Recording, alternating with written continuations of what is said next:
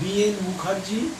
আমি সিঙ্গুর থেকে শ্রীরামপুরে আজকে সকালে এসেছি। এসে আজকে বিকেলে একদম এই দোকানে হেয়ারিং এর নার্সের যে দোকান আছে বেন্টিং বাজারে, সেই দোকানে এসে ব্যাটারি কিনতে এসেছি। আমার অভিজ্ঞতা হলো প্রথম আমার খুব মনে হতো কেউ কিছু কত ছাত্র আছে এখানে শ্রীরামপুরে সিঙ্গুরে, লজ্জা করবে, পড়বো কী জিজ্ঞেস করবে। কিন্তু তারপর আস্তে আস্তে ভয় কাটিয়ে এখন আমার না পড়লেই অসুবিধা হয়, পড়লে বরঞ্চ আরও সুবিধে হচ্ছে। কথাগুলো কষ্ট করে শুনতে চেষ্টা করি, করে অনেক লাভ হয়েছে।